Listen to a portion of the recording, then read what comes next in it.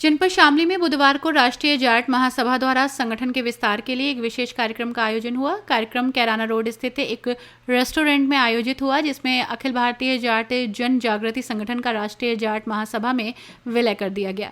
इस मौके पर खाप चौधरियों समेत जाट समाज के प्रमुख लोगों ने भी भाग लिया। समाज में दहेज प्रथा, मृत्यु भोज जैसी कुरीतियों को समाप्त करने के लिए पुरजोर अपील की गई। कार्यक्रम को संबोधित करते हुए राष्ट्रीय जाट महासभा के राष्ट्रीय अध्यक्ष चौधरी सचिन सरोहा ने कहा कि जाट समाज आज आर्थिक, सामाजिक और शैक्षिक रूप से पिछड़ रहा है। ऐसे में समाज के लिए आरक्षण आवश्यक है। उन्होंने केंद्र सरकार पर आरोप लगाया कि उनकी गलत नीतियों के चलते केंद्रीय सेवाओं में जाटों का आरक्षण समाप्त किया गया, जो एक सोची समझी साजिश है।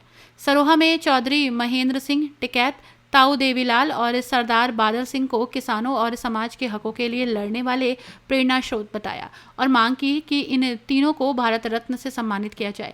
इसके साथ ही उन्होंने शहीद भगत सिंह, राजगुरु और सुखदेव को आधिकारिक रूप से शहीद का दर्जा देने की मांग की और कहा कि ये दुर्भाग्यपूर्ण है कि आज तक इन्हें वो दर्जा नहीं मिल पाया। कार्यक्रम में पहलगांव में हुए हालिया आतंकी हमले की भी कड़े शब्दों में निंदा की गई। सरोहा ने सरकार से मांग की कि इस हमले को अंजाम देने वाले आतंकियों के खिलाफ अब तक की सबसे कठोर कार्रवाई की जाए, ताकि आने वाली पीढ़ियों को भी ये संदेश मिल सके। उन्होंने कहा कि जाट समाज को अब एक मंच पर लाकर अपने हक की लड़ाई मजबूती से लड़नी होगी। इसके लिए संयुक्त जाट मोर्चा के गठन की दिशा में प्रयास किए जा रहे हैं। इस अवसर पर समाज के वरिष्ठ नेता और युवा वर्ग और कई सामाजिक संगठन मौजूद रहे।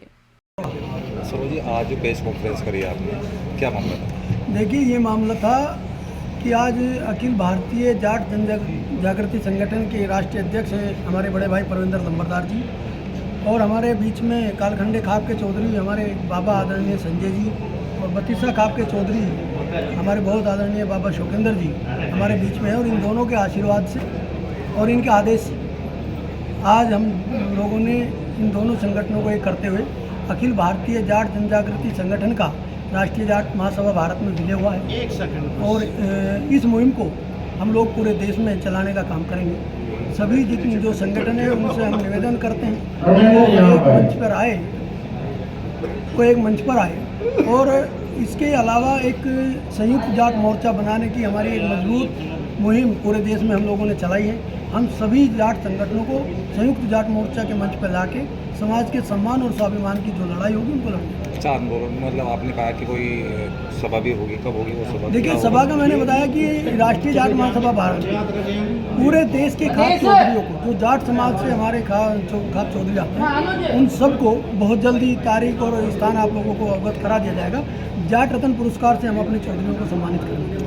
अच्छा, टिकैत साहब को भी जो है भारत रत्न देने की बात की गई है। देखिए, इस देश में अगर किसान को लड़ने के लिए, अपने हक के लड़ने के लिए आवाज़ दी है तो बाबा महेंद्र सिंह टिकैत जी ने दी है, ताऊ देवीलाल जी ने दी है, और सरदार प्रकाश सिंह बादल जी जो पद्म विभूषण उनको पहले से मिला हुआ भी है। राष्ट्रीय जाट महासभा भारत की मांग है कि इन तीनों जो महान व्यक्तित्व हमारे देश के रहे, इन तीनों को भारत सरकार भारत रत्न पुरस्कार दे।